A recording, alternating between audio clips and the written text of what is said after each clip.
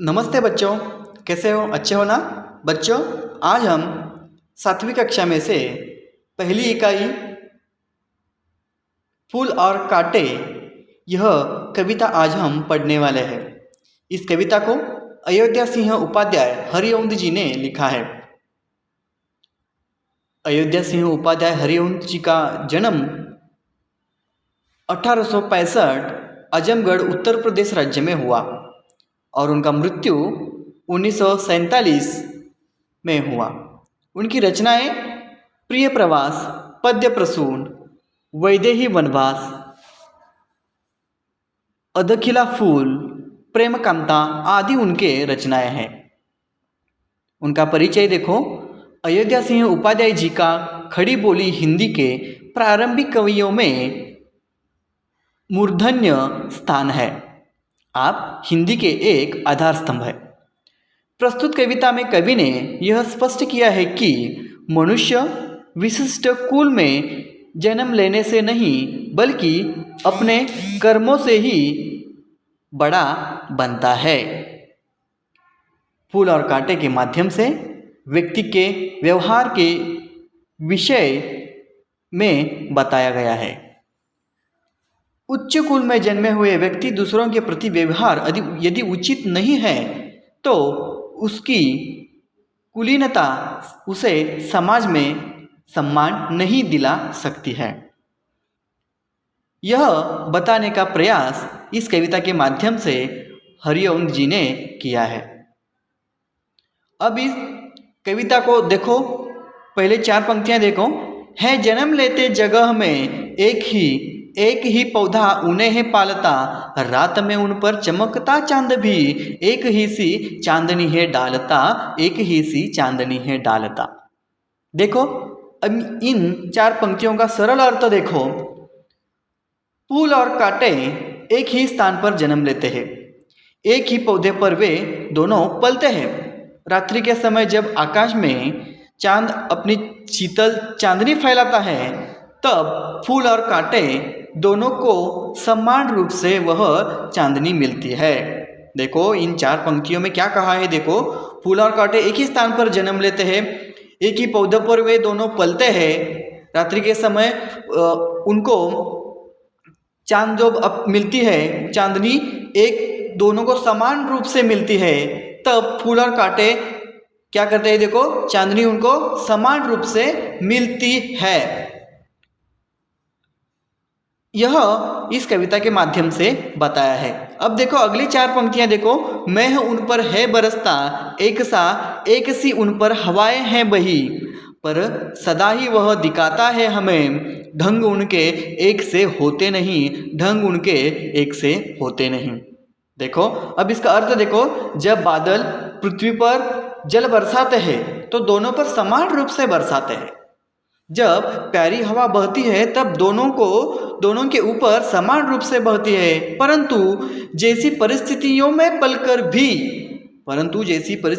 पलकर भी फूल और कांटे दोनों का स्वभाव एक जैसा नहीं होता। एकदम उनका स्वभाव जो है वह भिन्न भिन्न होता है ना।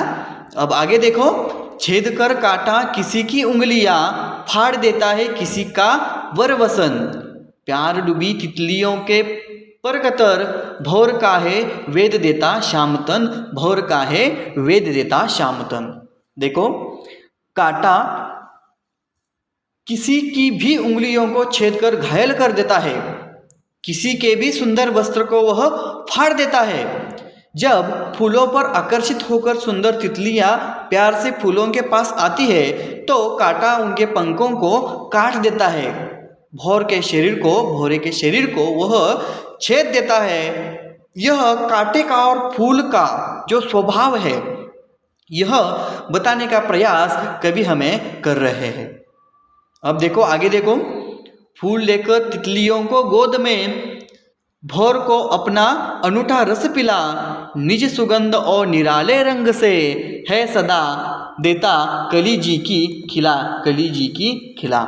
अब देखो क्या कहा है। देखो, दूसरी ओर फूल तितलियों को प्यार से अपनी गोद में जगह देता है, तितलियों को फूल क्या करता है, अपने गोद में जगह देता है, भौरों को अपना रस पिलाता है, अपनी मधुमती सुगंध रंगों को निराली छटा से सभी के मन को प्रसन्न कर देता है।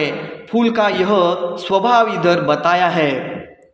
अब आगे देखो, है कटकता एक सबकी आंख में, दूसरा है सोता सुरसिस पर, किस तरह कुल की बड़ाई काम दे, जो किसी में हो बड़प्पन की कसर, जो किसी में हो बड़प्पन की कसर। देखो, अपने व्यवहार के कारण कांटा सबकी आंखों में खटकता है।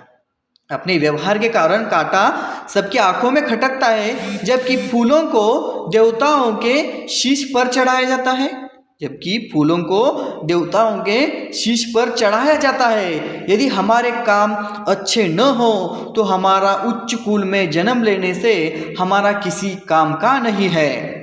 क्या कहा है, देखो,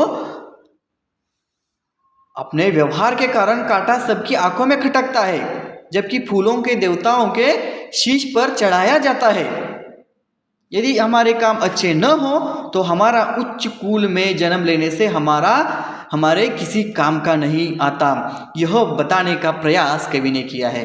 इस कविता के माध्यम से कवि ने क्या कहा है, हमें जन्म लेने से अच्छा बर्ताव करना चाहिए, लोगों से अच्छा बर्ताव करना चाहिए, जैसे फूल ने किया। कांटे जैसा हम कठोर नहीं बन सकते, फूल जैसा एक अच्छा सुगंध देने वाला आदमी हम बन सकते हैं। ऐसा बताने का प्रयास कवि ने किया है ना। देखो बच्चों, इस कविता के माध्यम से कवि ने हमें जीवन में कैसा रहना चाहिए, फूल के जैसा रहना चाहिए या कांटे की जैसा रहना चाहिए, यह बताने का प्रयास फूल और कांटे के माध्यम से अयोध्या सिंह उपाध्याय हरिओंद जी ने किया है ना। अब इस पर हम नए शब्द देखने वाले हैं। ये जो नए शब्द है आपको स्क्रीन पर दिखाई दे रहे हैं, वो अपने कॉपी में लिखना है। देखो, मेह यानी बादल, वर यानी श्रेष्ठ सुंदर, वसन यानी वस्त्र, वेदना यानी घायल करना, भौर यानी भौरा, जी यानी मन, सोहना यानी शोभा देना, शिष यानी सिर। ये जो नए शब्द है ये अपने कॉपी में लिखिए। अब एक मुहावरा हमें मिल रहा है इस कविता में। देखो, जी की कली खिलना, जी की कली खिलना खुश होना, जी की कली खिलना खुश होना इसका अर्थ है। ठीक है, इस कविता को आप दोहराइए और अपने कॉपी में लिखिए। ये शब्दार्थ भी लिखिए, नए शब्द अपने कॉपी में लिखिए। ओके,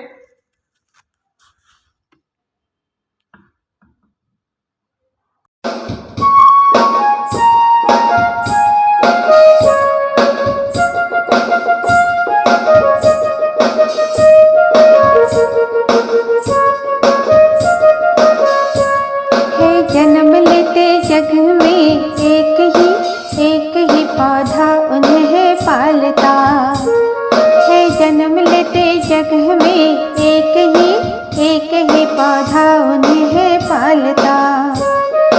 रात में उन पर चमकता चांद भी, रात में उन पर चमकता चांद भी एक ही सी चांदनी है डालता है। जन्म लेते जगह में एक ही पौधा उन्हें पालता। मेह उन पर है बरसता एक सा, एक सी उन पर हवाएं है बही। मेह उन पर है बरसता एक सा, एक सी उन पर हवाएं है बही। पर सदा ही यह दिखाता है हमें, पर सदा ही यह दिखाता है हमें, ढंग उनके एक से होते नहीं है। जन्म लेते जगह में एक ही पौधा उन्हें पालता।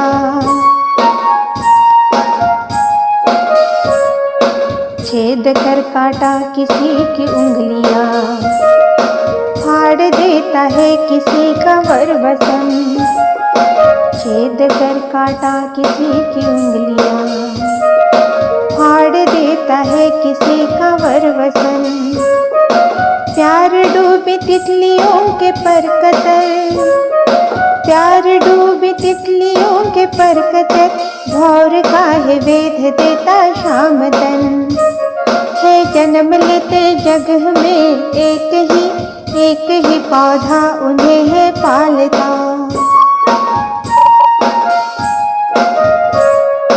फूल लेकर तितलियों को गोद में, भोर को अपना अनूठा रस पिला।